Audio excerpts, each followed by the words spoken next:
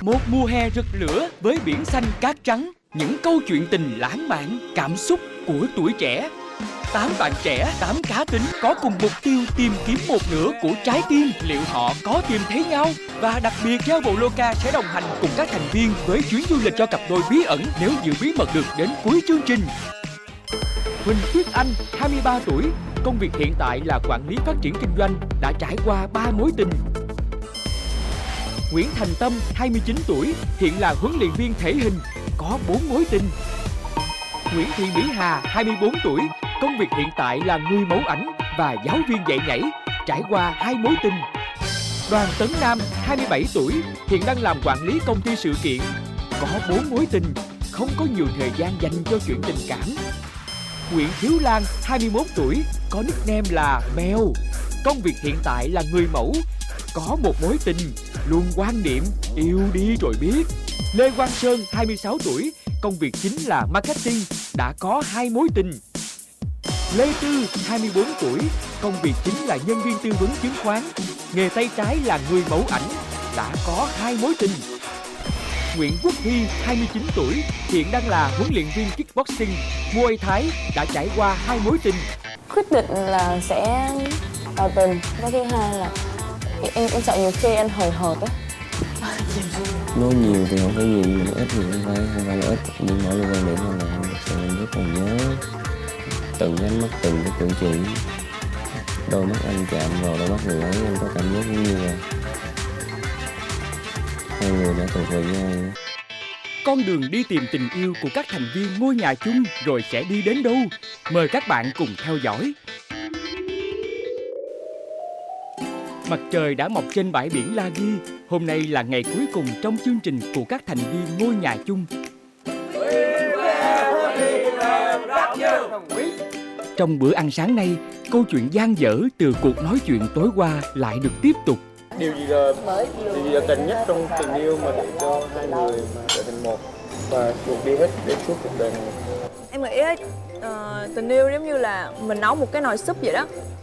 Cái gia vị nào cũng thực sự cần thiết. Nếu thiếu đi một cái gia vị nào dù nhỏ nhặt nhất thì nó cũng không làm lên cái nồi súp đó. Em chỉ có kinh nghiệm từ người yêu cũ của em. Cái gia vị mà em cảm thấy á, mà cần nhất là sự tin tưởng và tôn trọng nhau.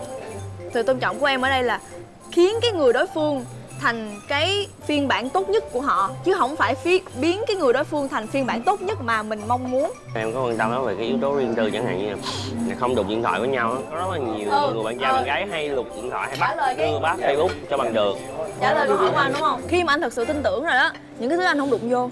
Và nếu người đó có thả thính người nào anh cũng không quan tâm. Tại vì anh biết nếu như anh là cái người phụ nữ của họ thì không có ai vượt qua được, trừ phi anh cho phép thôi.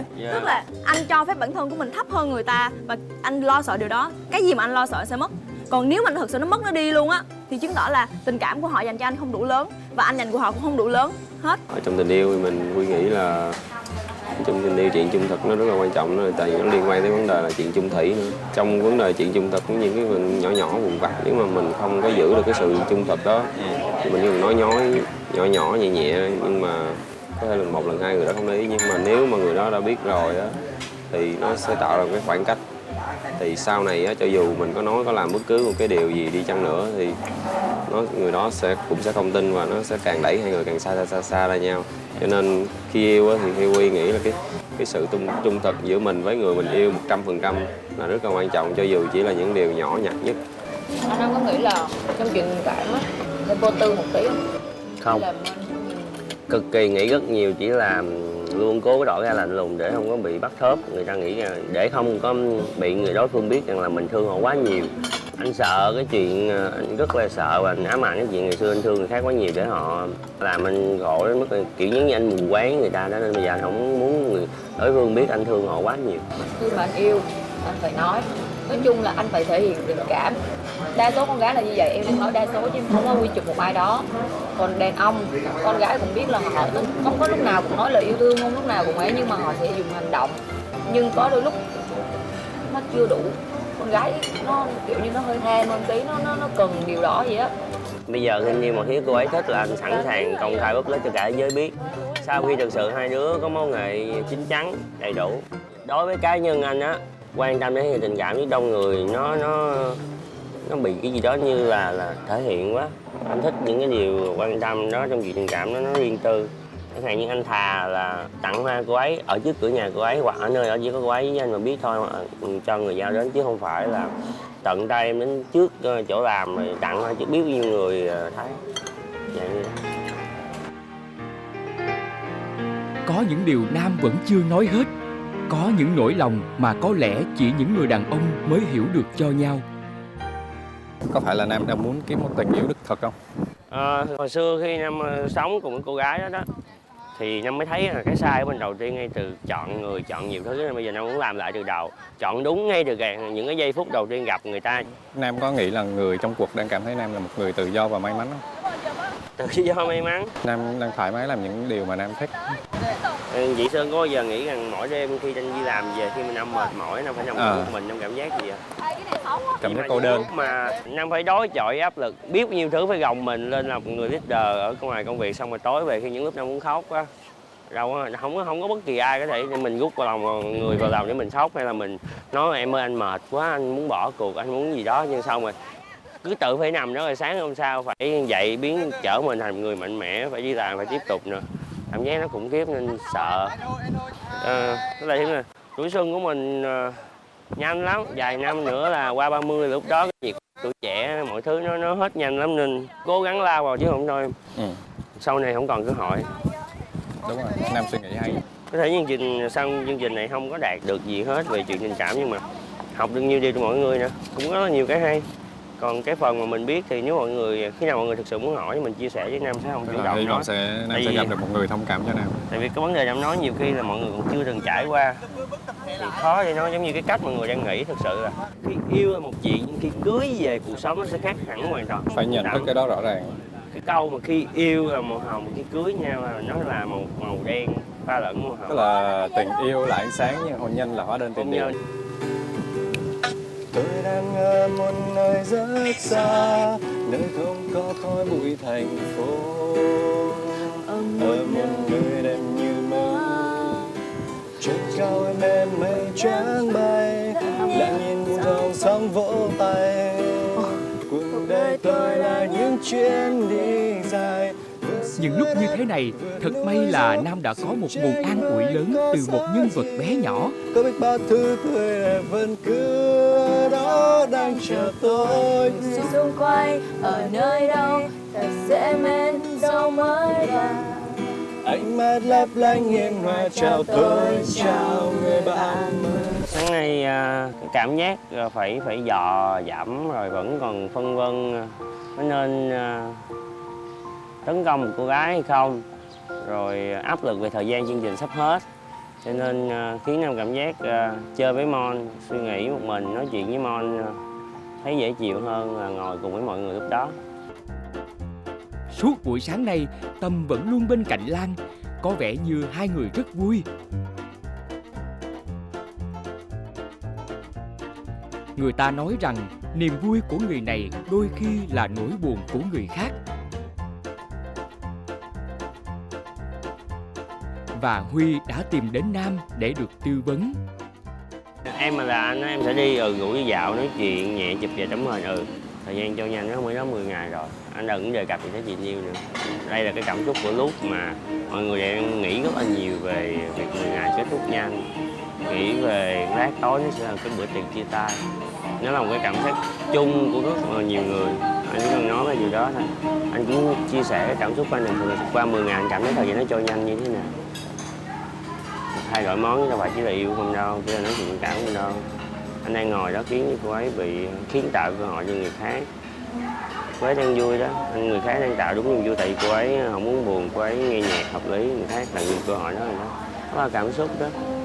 Bây giờ thì anh buộc phải nhường tí xíu, bây giờ vẫn như là fail. Tí xíu đó, khi nào cô ấy chính thức muốn xuống nhạc đó thì hả đi nói chuyện. Nhưng mà anh vẫn cứ ngồi đây hoặc nhẹ nhàng bấm tay. Anh cảm thấy con kiểu không thích gì là đến phút cuối là biết gì vậy mà vẫn kiểu như là tán là sao ta? Nam Tâm đó. Anh đâu có được quyền cấm người ta, nên anh không có được quyền cấm người ta. Chuyện người ta muốn làm gì đó là chuyện người ta.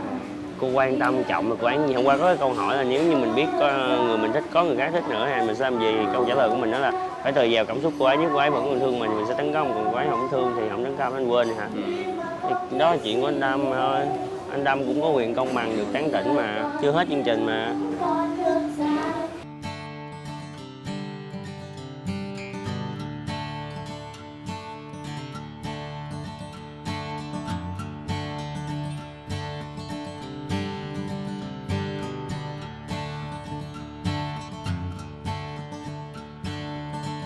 Sau những lời tư vấn của Nam, Huy đã tự tin hơn hẳn và anh đã hành động. Em sợ ngày mai em đi chụp cho nhãn hàng mà mắt giờ như thế này không thể chụp được. Thì kiểu đi khám á hả? Lát anh chở đi khám. Để anh chở cho. Thật chứ. Không anh chở cho. Em ngồi sao anh chở đi khám gì? Ôi, để em tự đi được. Chị biết rồi, nhưng mà tại anh muốn chở em đi thôi. Anh muốn chở em đi khám. Thôi, anh hiền quá. Hiền. Vậy anh muốn em giữ hả? Em muốn có anh giữ hả? Hiền cũng không được, giữ cũng không được. Thì cục ghê á. Khó tính quá hả? Không, bình thường gì đâu, em giỡn vậy thôi. Thường là phụ nữ họ lại không thích người đàn ông hiền không? Quá hiền. Quá hiền. Em nghĩ anh quá hiền. Kiểu anh đang thách thức em. Nhìn em cái kiểu đó. Nhìn em hay thật. Một lúc đó anh đá luôn. Ôi, anh bạo lực chị luôn á hả? Ai biết em nói anh hiền mà. Anh bạo lực em vậy là em đi luôn á. Không có nhìn mặt luôn á. Phụ nữ khó hiểu, hiền cũng Ghét lắm luôn á. chỉ như là em đang nói cái vấn đề bữa anh chở em tự em mới đi á, là không có lập trường đúng không? Đúng rồi. Mà cái chỉ Trường nói hồi cái nghe anh quá chiều theo ý của. ok, anh sẽ không lặp lại cái sai lầm đó một lần. Thường Không, em chỉ góp ý thôi. không có ý em nói đúng rồi. Chứ thường như đàn ông mà phụ nữ nói gì cũng kêu sai sao cũng gán nghe. Thứ nhất là chiều, anh theo anh đó nha, theo cảm quan của anh thôi. Chiều theo người phụ nữ đó thì sẽ làm cho họ sinh hư. Hư á hả? Sinh hư đó, muốn gì được đó. Em thế nào anh sẵn sàng anh chết vì em, kiểu mình gác lại. À, dễ thương. Nhưng mà nếu mà chiều quá thì phụ nữ nó sẽ hư. Nó sẽ không tốt. Vậy hả? Thành thử ra là Kiểu sinh tật á. phải nắng lại. Nắng lại. Méo đi lệch đường là phải nắng lại, đi cho đúng đường. Hay thật. Cái thứ hai là kiểu như phụ nữ họ khi mà làm vị họ nói vị thì phụ nữ họ không đánh giá ra cao người đàn ông đó, vì họ sẽ nghĩ người đàn ông đó không có lập trường, không có cứng rắn, sau này cũng khó có thể là Quyết định những cái chuyện lớn cho gia đình. đúng rồi, cũng hơi mà chắc chắn là khó có thể là cái bờ vai vững chãi để người phụ nữ họ dựa vào, mà cái người đàn ông á. Đủ tin tưởng. Trong khi ấy, Tâm cũng có cuộc hẹn với một cô gái khác. Em muốn hỏi là tại sao ngày cuối cùng rồi anh mới bắt đầu muốn tìm hiểu em? Tại vì anh cảm nhận được em á, một người là nhạy bén. Anh thấy cô bé này không phải là đơn giản, tức là không thể nào mà nói chuyện một cách nhanh mà không có thời gian được. Tức là anh thận trọng đối với khi tiếp xúc với em. Tức là phải có một cái thời điểm phù hợp và có một cái thời gian đủ nhiều, và mình phải tập trung vào cái cuộc nói chuyện thì mình mới nói chuyện được với em. Tức là anh đánh giá cao em trong cái cách mà giao tiếp. Anh nghĩ tối nay ai tỏ tình với ai? Cái đồn anh tỏ tình với Hiếu Lan hả? Trời, có đâu. Thấy không? Ai nói hả? Thấy không? Đâu. Thấy không? Không có. Chứ sao? Tự nhiên gì đâu mà tự nhiên tỏ tình. Em nghĩ đi, nhiều đó thời gian quen nhau mấy bữa mấy ngày mà tỏ tình gì. Bữa em thấy anh lập plan mà. Hả? Bữa em thấy anh lập cái plan mà. Lập cái plan đó hả?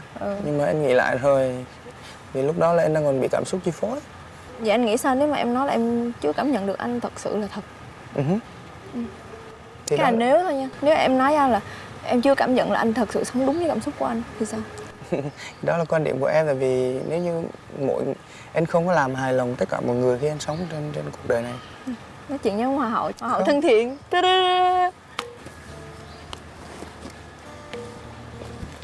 Bên này. Thực sự là anh sống khá thực tế. Anh là một người sống thực tế và cũng khá lý trí. Tuy nhiên là khi vô đây thì anh thả trôi Edgar lý trí quá. Ừ. Đó, tụi em nhìn thấy là nó khác và không đúng như ngoài đời thực.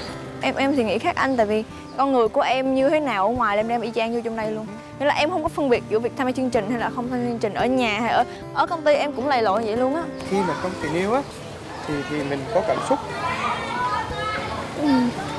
Thì cảm xúc đó nó bị ảnh hưởng bởi lý trí. Nhưng mà khi mình đang ở trong chương trình thì cái lý trí của mình nó chưa chưa phải là nó. Tức là thực sự nó không phải là nó. Nó phải về cái cuộc sống hiện tại, nó phải đối mặt với cơm áo gạo tiền, nó phải đối mặt với những mối quan hệ kia thì nó mới thực sự là nó. Tức là nó đủ mạnh để mà nó cân bằng giữa cái cảm xúc của mình. Và đó mới chính là con người thật của mình. Còn bây giờ thì anh nghĩ lý trí chỉ là mới trở về thì nó đang còn nó chưa được khỏe lắm, nó đang bị bệnh. Ví dụ là với anh đúng không? Với anh là như vậy. Anh nhìn em kiểu lúc nào anh nhìn em cũng có cảm giác gì đó rất là chiều mến, nhưng mà em lại kiểu giống như là em không có thể đáp ứng đủ á, em sẽ không thể. Đúng gì đâu. So với tình cảm của anh, em đang rất là Em cứ vui vẻ. cái này em vui vẻ là được thôi, do tự nhiên. Cảm giác ước muốn như mình được ở lại thêm 10 ngày nữa. Muốn được quay trở lại lần đầu á. Ví dụ mà chị thích anh không thích người khác thì anh có còn thích chị ấy không? Không thích gì. Không, ví dụ như chị thích anh không thích anh, ý là không có ghi thư cho anh Sơn này, thì anh có kiểu sẽ tấn công chị ấy và tìm hiểu chị ấy không? Cái thời điểm đầu tiên là giai đoạn bây giờ. Từ ý là em đang nói thời điểm đầu tiên á. Nếu mà không ghi thư cho Sơn. Đúng rồi. Không ghi thư cho ai hết. Anh có tìm hiểu chị ấy không? Có. Rồi giả bộ ghi thư là một chuyện, tại vì cái đợt đó là Anh là bị sai lầm một điểm là anh cứ nghĩ là thật sự là ghi thư kiểu vậy nó có cảm tình thích rồi. Đúng rồi. Hay là nếu mà thôi thích thì thôi cho người ta đến với nhau, tự nhiên mình xen vô kiểu gì. Anh khùng, cái đó anh sai anh tự biết rồi đúng không? Đó mà anh nói giống như anh có một cái nỗi sợ sâu sắc như chuyện mà ta đang quen nhau mình vô mình làm kẻ thứ ba. Có nỗi sợ sâu sắc nữa. Anh không muốn là hai người đó bị tổn thương.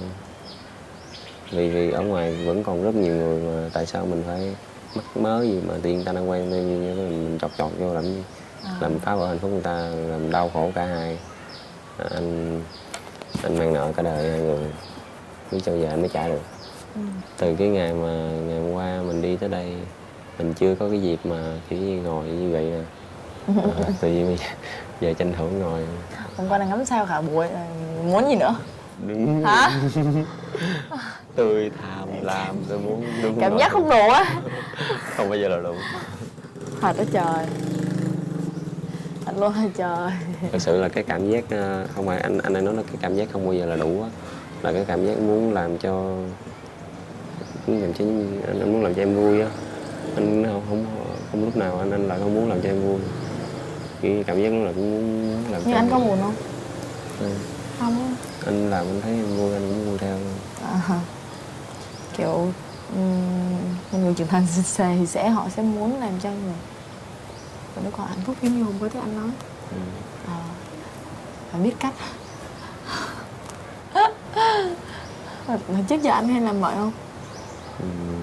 Có. Nhưng chỉ là level nó hơi thấp xíu thôi.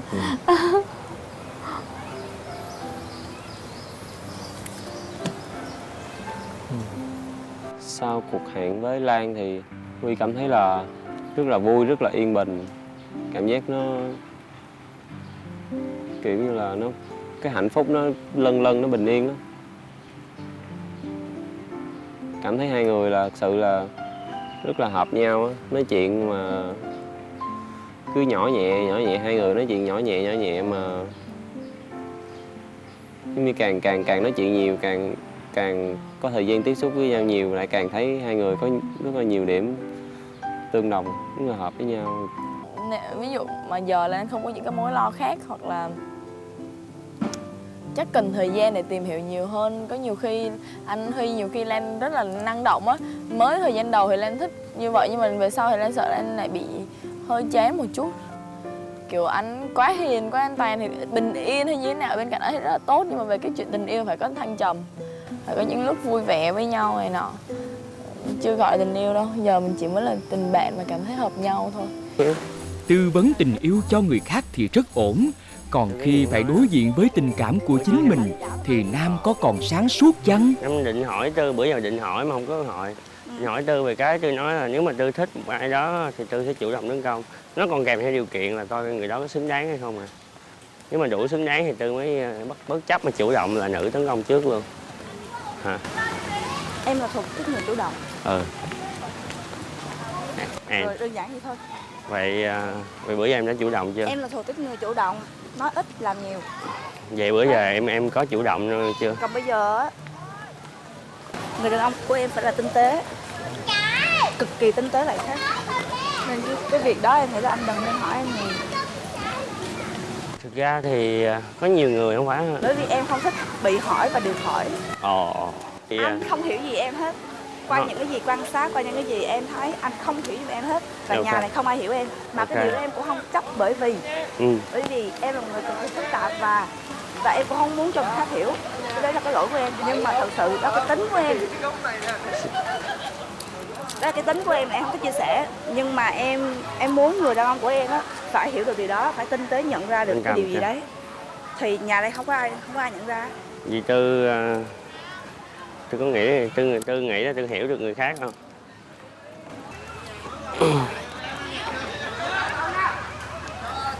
Đáng lẽ ra là em không có nói đâu. Bởi vì em là người cực kỳ không thích giải thích và là người không thích dài dòng. Nhưng mà thấy kiểu như là thấy cứ mọi người cứ bàn ra bàn vô mà tính em thì không có gì, cứ nói thẳng cho người ta hiểu. Vậy nó dễ hơn, thấy cũng tội nghiệp, như là tội nghiệp cho cái người ta. Nhưng mà sao giải thích được đó? Em cứ là chính em thôi, em đâu có ép người khác thích. Bởi vì trước giờ em chưa bao giờ đưa ra quan điểm gì cả.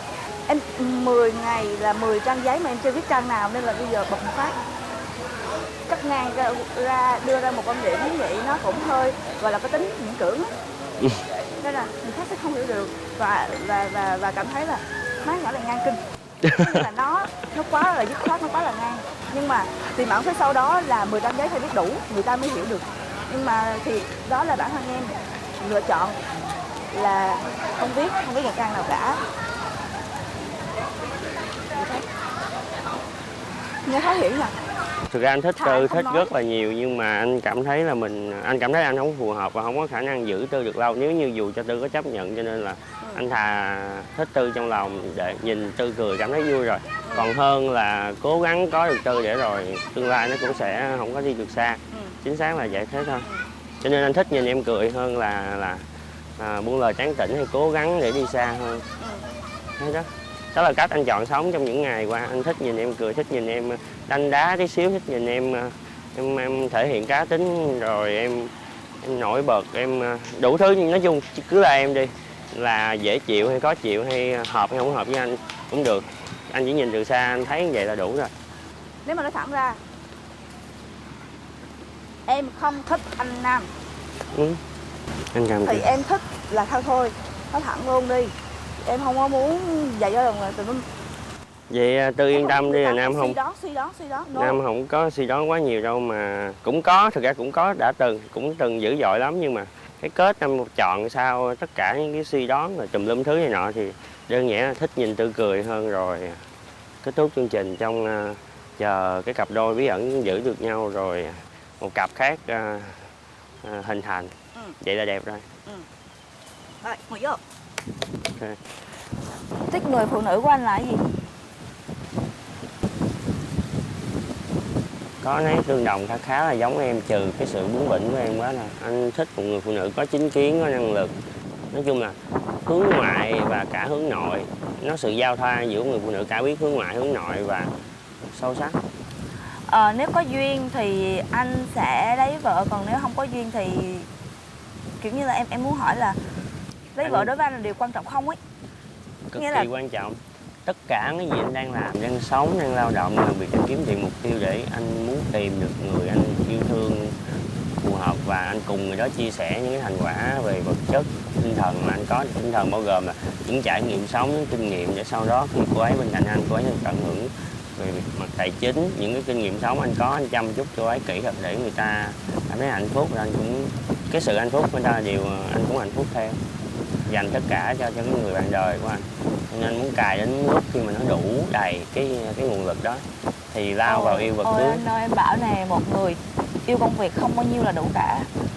Thì em cứ cho Em là cũng là vậy một đi. người yêu công việc. Em mê công việc. Em yêu công việc, đó là sở thích. Còn em kiếm tiền ra để em làm gì? Để em cảm thấy là em làm gì đó, cái điều gì đó em vui, chứ không phải là em thấy tiền là em vui. Tiền không có mang lại niềm vui cho em nhiều đâu. Tại sao còn trẻ, mục tiêu của mình không phải là kiếm tiền mà là để dìu dắt người khác. Mỗi người sẽ có một sứ mệnh và mỗi người sẽ có một cái niềm vui khác nhau. Có thể là niềm vui của người ta tạo ra tiền và tạo ra những cái giá trị vật chất, và người ta sử dụng đồng tiền đó để tạo ra gọi là mang ngược lại giá trị tinh thần. Nhưng mà đối với em yêu việc và những cái giá trị tinh thần nó lại mang ngược lại giá trị vật chất, nó khác. Anh hiểu rồi. Còn anh thì khác. Anh kiếm tiền, đúng là anh kiếm tiền cũng không có phải là gì là sai trái, nhưng mà anh kiếm tiền chứ là bất chấp kiếm tiền, rất là đam mê vào nó, và kiếm tiền chính là mục tiêu lớn nhất của anh. Nên là em thấy em với anh là hai con người đối lập cực kỳ luôn. Có một điều em nói về anh cần đính chính một chút xíu là để em biết đó là tiền đối với anh không phải là mục tiêu. Tiền đối với anh là công cụ để anh có được cái hạnh phúc bền vững khi mà anh cưới vợ, khi mà anh lập gia đình. Tại vì thực tế cuộc sống trải qua anh thấy rất là nhiều. Tiền, người ta nói là tiền quan trọng, thực chất ra hạnh phúc của một gia đình nó được duy trì phần nào dựa vào cái nguồn lực tài chính vững chắc. Đó là thực tế, anh sống thực tế và anh trải qua nó rồi. Em đang nhìn ra cái view đó rất là rộng. Anh không Gọi là cái thuộc về cái tính cách và cái gọi là cái sứ mệnh của mỗi con người, chứ em không có đi vào chi tiết. Cho nên anh muốn Nên giải là thích sâu cho có cái lý nghĩa do tại là- sao mà anh cần cái công cụ là tiền để sau này anh nghĩ là nó là đảm bảo Có cho nghĩa cái là hạnh phúc. xét về tính cách và xét về cái gọi là cái hướng suy nghĩ, cái xu hướng suy nghĩ thì em với anh nó ngược. Nên là em nghĩ cái điều đó là không hợp. Nên là em muốn rõ ràng và thẳng thắn, gọi là viết từ trong trứng nước viết ra. Đâu phải viết, tại vì thực chất nó chưa bao giờ có quả trứng nào mà chưa bao giờ có quả trứng mà thích chỉ là thích thôi. Để dành cho nó đẹp rồi. Tư không có bất kỳ tình cảm nam nữ nào với Nam thì đâu cần phải giải thích Nam hiểu Không làm gì. Cho nên hai đứa mình tình cờ gặp được ở đây, anh thấy vậy là đẹp. Chắc chắn là Nam sẽ không bao giờ tỏ tình với Tư trong chương trình này. Tại vì cái cá thể hiện Nam còn không muốn rồi. Bởi vì Tư không có phải, Nam cảm thấy Tư không phải tiếp con gái để Nam có thể dễ dàng tìm hiểu nhanh như vậy. Nếu với một cô gái như Lê Tư chọn thời điểm tỏ tình thì ít nhất sẽ phải mất rất là nhiều thời gian tìm hiểu trước đó, tương tác, mọi thứ phải tiếp xúc, phải trao đổi thật là chậm, từng chút một. Cho nên nếu vội vàng trong cái dịp cuối cùng này chỉ để nó sẽ giống như là một cái sự cầu may thì Nam nghĩ là sẽ là một sự thất bại ê chề, lẫn làm cho cái cảm xúc nó tụt đi, nó tệ đi rất là lớn. Nên Ngày cuối cùng của ngôi nhà chung sơ đi 6, những tình cảm cho nhau đang rõ ràng hơn bao giờ hết. Huy và Tâm đều dành tình cảm cho Lan. Giờ Lan sẽ là người quyết định kết quả cho chuyện tình tay ba này. Nam thích Tư nhưng anh không dám tiến đến, bởi anh biết Tư không dành tình cảm cho anh. Đêm cuối cùng của ngôi nhà chung sơ đi 6, liệu những lời tỏ tình có được nói ra? Ai sẽ đến với ai? Những mối tình rồi sẽ đi về đâu?